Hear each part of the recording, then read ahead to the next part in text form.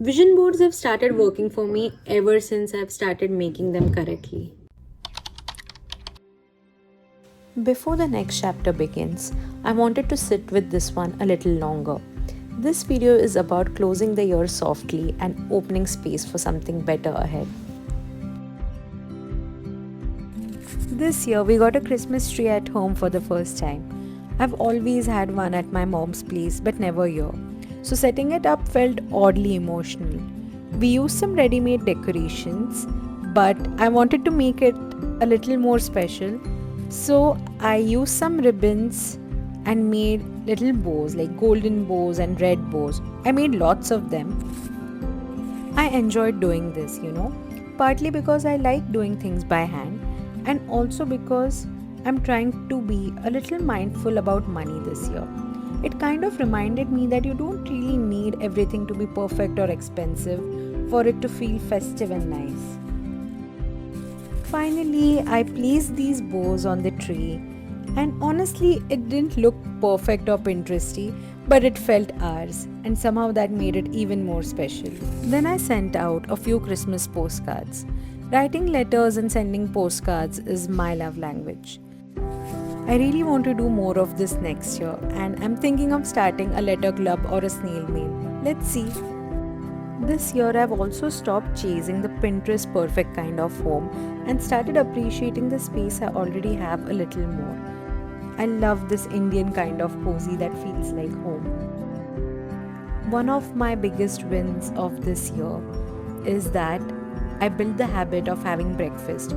It's a huge deal for me because I usually skip breakfast always.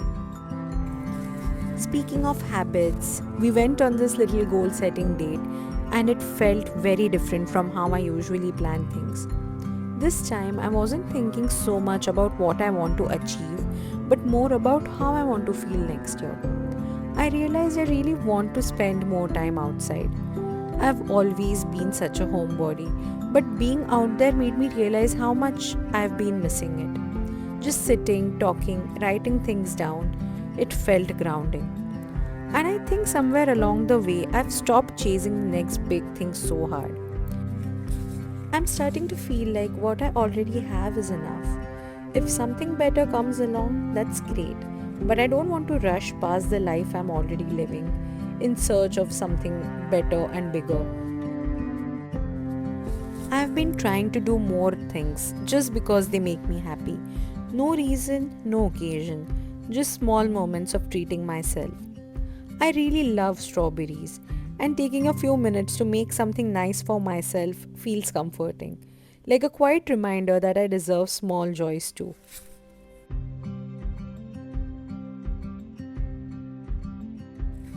Getting my ears pierced has been on my bucket list forever. My best friend and I have been talking about it since we were 17, and at 28, we finally did it. I was always scared of needles, so I kept delaying it. But this year I just went for it. It felt small but also really big, like a reminder that being brave doesn't have to be dramatic. Sometimes it's just finally doing the thing that you've been putting off from your bucket list. And I'm happy because it looks so pretty. Looking back, this entire month has felt like a celebration. Celebration of growth, of softness, and of trying. I think we deserve to celebrate ourselves more, not just at the end of the year, but throughout it. And while December feels extra magical, I want to carry this energy forward. So here's to slowing down and celebrating us. December also marks beginning of new goals, new challenges, and new visions. And of course, vision boards. I just don't want to share my 2026 vision board yet, but I'll definitely share what my 2025 vision board had, how I made it, because I completely use the same method to make my 26 vision board as well. So earlier, the way I made vision boards was pretty simple. I would go on Pinterest, I would search for keywords like aesthetic pictures, aesthetic goals, pretty bedroom, things like that. And I would just save the images and hang them on a wire mesh board that I had, which was quite trending in 2019, I guess. So yeah, if vision board was a decor, I was winning at it. But vision boards are not decor. That's why the vision board was not working. Those boards that I was making were filled with things that I like the idea of. Those were not necessarily the things that I wanted to work towards. They were not my deepest desires. Rather, they were things that I just saw while scrolling and I felt like, oh, that would be nice to have. But those were not really connected to who I was or who I wanted to become. So subconsciously, there was no inner pull or emotions attached to the vision board. It was just a very pretty list of luxurious things basically. And the main shift that I did was, before I start making any vision board, I don't touch Pinterest. I ask myself to make at least 3 goals for every category of life. So these categories are personal growth, or business or career, or studies if you are a student, or lifestyle, finances, hobbies, spiritual, and fun. So I start listing 3 goals that I have for every category. Once I have this list ready, I ask myself, like, once I achieve these goals, how do I want to feel? And also, not all goals are going to have certain vision. So why this works is because feelings are very powerful, and you don't wake up every day chasing an image, a particular picture. You wake up in a certain state of mind and you want to reach a certain state of mind by the end of the day or maybe halfway through the day.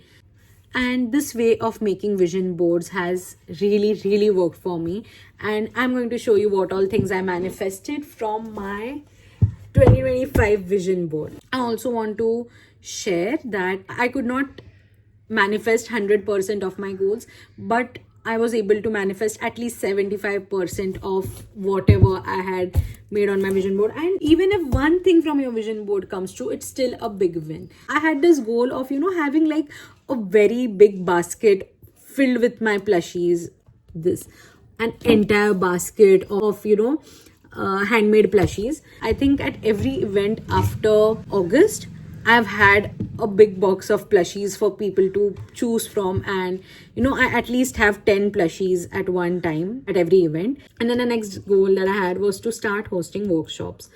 I am a very socially anxious person, but I do love making art. And something that I enjoy more than making art myself is for people to understand the magic of art. And workshops are one way to do that. And that is what I started doing this year. I think I have done around 8 workshops. Most of them were clay workshops. I also did a few doodling workshops, zine making workshops, and stuff like that. In one workshop, I remember I had as many as 10 participants. That is the highest number of people that have joined my workshop at one time. I still feel very anxious when I am conducting a workshop, but I hosted workshops, and that's a big win for me. Then this is another goal. So I wanted to spend more time in nature. So I stay quite close to National Park, and Every time I got a chance, I went to National Park, and sometimes I made some art, sometimes I read a book, and sometimes I did just nothing. then this goal. One of my visions for the year was to have 10k followers on Instagram. And no, I did not hit 10k followers. But when I made this vision board, I was on 1800 followers or so. I made it last December. And a few of my reels went really viral. And I reached 7.7k followers. It might not be 10k, but I still jumped from 1800 to 7.7. And it's still a very big win for me. And of course, I hope I'll reach 10k followers in 26. And when I do, I hope to celebrate it with a similar cake. Then I had like a little desk space that I had put up here. So I wanted like some space to make my art, and my initial thought was that I'm just going to add another desk to my room. So because this is a study table that we both share, me and my husband, so it is not entirely my space. But I got my own studio. So I borrowed some space from my dad's office to convert it into my studio, and it doesn't exactly look the same, but it feels exactly the same. I have my own space to make art. Then another goal for me this year was to start blogging. I wrote lots of blogs this year, and you can read my blogs. I'll leave a link in the description to go and read those blogs. It's nothing serious, it's just a slice of life blog that I have. And yeah, then I wanted to learn punch needling, and I wanted to do lots of punch needling, and me and my husband took a punch needling workshop, and I loved it, but it's not something that I want to continue doing. I mean, at least for now, it did not feel as fun as I thought it would. But my husband learned punch needling. He punch needled these bubbles for me. I always have it on my desk. Now we'll come to the things that did not come true. One of it was going on a girl's trip. It somehow did not work out. Here is an image of a girl with very long hair, and I love long hair. I had like really long hair up to my waist. But what happened was that when I got married, I styled my hair in every wedding function. In few of the functions, I did not use extensions. I styled my real hair. After all the wedding shenanigans were over, I realized like I had completely damaged my hair with the heat and the styling and everything. It was long, but it did not look healthy. And I realized like if I keep growing it, it's just not going to look like how my hair was before the wedding. So I just decided to reach this, I needed to let go of my hair, and I chopped it off like till here. But honestly, I did not feel bad. I enjoyed that short hair phase so much, and I realized that short hair also suits me a lot. I never really tried it because I was so obsessed with long hair. Now that we are done with vision boards, the next thing that I want to share with you is the new planner that I got for myself. So I shifted to like normal notebooks, and I make my own planners inside it, and I have found a method that really works for me, which is easy to do, which is sustainable to maintain the entire year. So my planner is here. I ordered it from Amazon. So this is what my planner looks like. It's from Neura. So it's not a planner actually, it's a notebook. Last year I had brown. I've tried a blue color, I have tried black color, and I think I've even tried mint green sometime, I'm not sure. And this year I got like a lavender window, but it looks slightly pinkish, but I love the color. I just try to keep it very minimal. I don't make it very fancy. I don't do bullet journaling. You know, if I have to put so much efforts in tracking my habits, I'm just not going to do those habits. I use maybe 2 to 3 colors inside my planner, and usually those are related to the cover that I have. So if I have a lavender color this year, I'm going to use black and maybe purple. So last year I had a brown planner, so I used black and orange inside my planner. So this is my last year's planner. I don't decorate much, but mostly it's just writing and maybe a few cute doodles. Okay, I do decorate the front page, and again this is something like how I want to feel in the year. So I use like a lot of autumn colors because I really wanted to experience autumn last year. And you know, I decorate the initial pages a lot because that is when, you know, you're very motivated, and that is something you're going to refer to at the end of the year. So this is my bucket list page. These are like all the things that I finished. Then I made a reading list of the books that I finished reading. This is how I like to keep my planner minimal because I don't want to spend 30 minutes of my day just decorating my planner to write a to-do list.